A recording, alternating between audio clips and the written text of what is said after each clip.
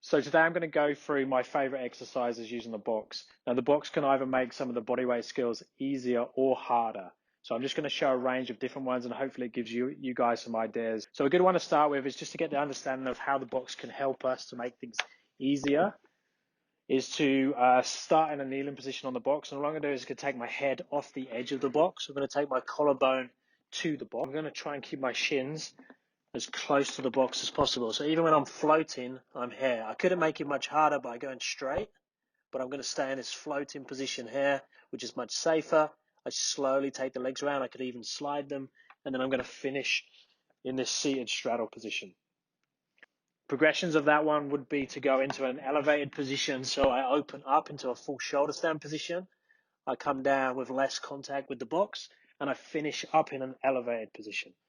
So that's the eccentric. I could go from this seated position back using a little bit of momentum. You need a little bit of momentum just because your hips and most of your weight is too far backwards. The other way of doing it is if I go into that harder variation, so straight body, I open, come around to my straddle L, open, and then come back that same way in reverse. Once you're comfortable with handstands, starting to do them elevated is really good. Obviously, it's going to improve your balance because you have to concentrate on more things, but also it just opens things up like elevated full range handstand push-ups, or if you're out and about and you want to handstand on something, it takes away that risk factor because you can practice it in a more of a safe environment if you do it slowly, especially if you start on a lower box and slowly increase the height.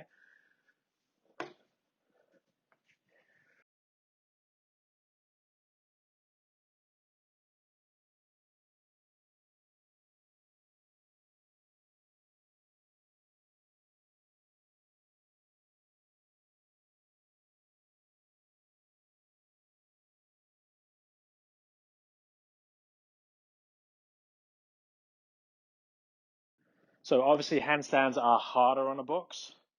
Elbow levers, crocs are easier. Both hands to start with, turn them externally, rotate, push the elbows towards the hips, open, could go to straddle. Coming from a deficit with the feet is easier than on the floor because the floor gets in the way. Same thing with single arm croc here. It's easier to get my elbow towards my hip. There, I can open, I can then hold this hand in different positions. If I'm working towards stool to press, having my hands elevated and allowing my feet to drop down below the box is easier. So I could do the bottom part of the stool to press, letting the feet go below, finishing here. So that makes the stool to press easier. If you're close to going back up on the stool to press, it allows you to dip your legs down below the box, and you can do things from like a standing position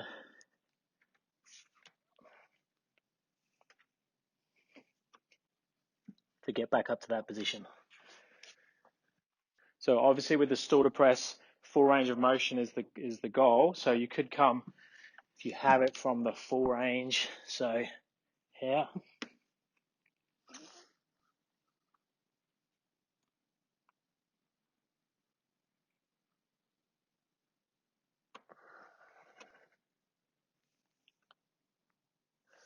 So we have the full range eccentric, which is a little bit easier when you take your feet below the box. We have a partial range eccentric where I could start standing.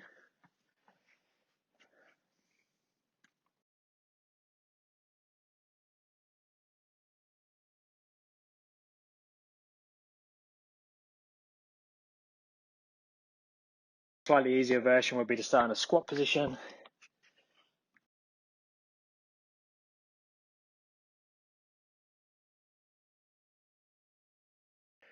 Easier again would be in a kneeling position.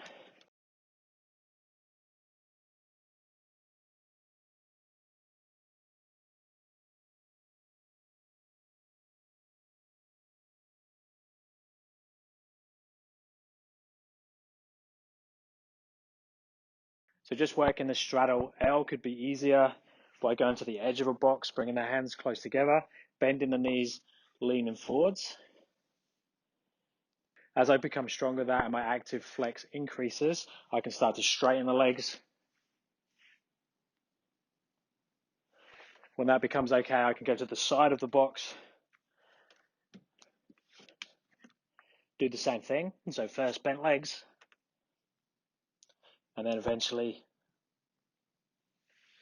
work to straighten the legs. So that definitely makes the straddle Elsa easier. Now the handstand push-up, if you could do the deficit, go at least to touch the collarbone to the box and back up, is obviously harder.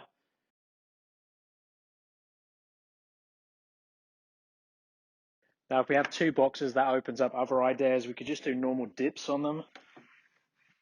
We could do Russian dips. We can then work pike, L-sit, tuck, pike. We could go L-sit to shoulder stand. Or the easier one, shoulder stand to L-sit. So we could do the harder version, so you could go L-sit to handstand. If you're working towards that, you could do eccentric.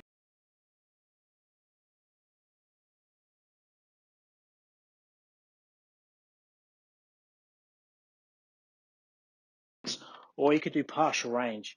So from a standing position,